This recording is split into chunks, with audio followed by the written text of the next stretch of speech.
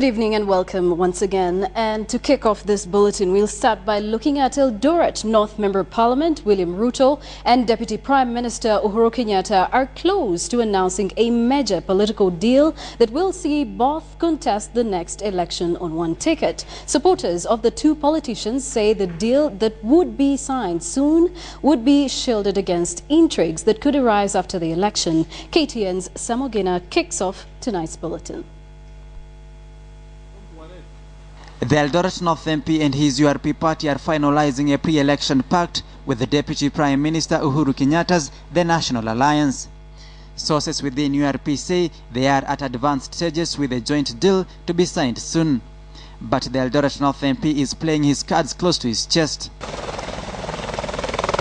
Ruto refrained from directly wading into the politics surrounding Prime Minister Raila Odinga's apology to the Kalenjin community. A deliberate move perceived as a blackmail scheme to push up URP's stakes in the pending coalition talks with TNA. Na yeyote ambaye afuata jamii au kabila moja, huyo amepotea njia. Kwa sababu chama hiki, uamuzi wake ni uamuzi ambao wachukuliwa kufuatana na vile ambavyo utaratibu upo. Sources close to the Ruto camp indicate the URP presidential hopeful is jittery following President Mwai Kibaki breaking off the 2002 MOU with Raila Odinga and the perceived short-changing of Vice President Kalonzo Musyoka. Ruto and URP are seeking what they term as, quote, premium insurance, end of quote, in the alliance before putting pen to paper. Ruto is understood to be clamoring from the Uhuru camp a substantive control of government and the running mate position. And as such, the Eldoret North MP is not entirely shutting the door on the Prime Minister in a poker game to balance his high political stakes both in ODM or TNA. Political analysts see this as a well-calculated move informing his silence over Raila's apology. Kama mimi nimefanya makosa kwa mtu yeyote, mimi ni binadamu, naomba msamaha. The apology was not made to Honorable Ruto.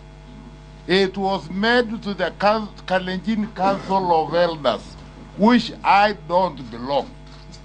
You better ask that Council of Elders. This as Ruto's allies faulted the Prime Minister's apology as vague and not genuine, reading politics into the apology.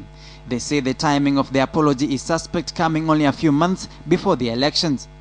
Callers to a Kalenjin FM station, Kas FM, on Wednesday insisted that Raila should come clean and state clearly what he was apologizing for.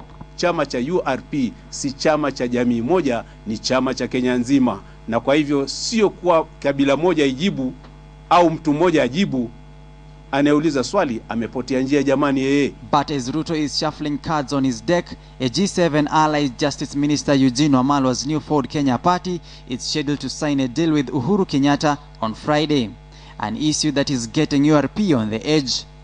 The deal between Ruto's URP and TNA will see the two parties hold joint campaign rallies, but URP remains adamant it will not dissolve into TNA.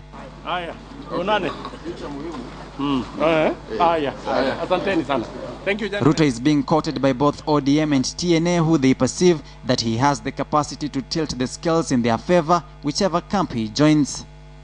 Ogina, KTN Prime.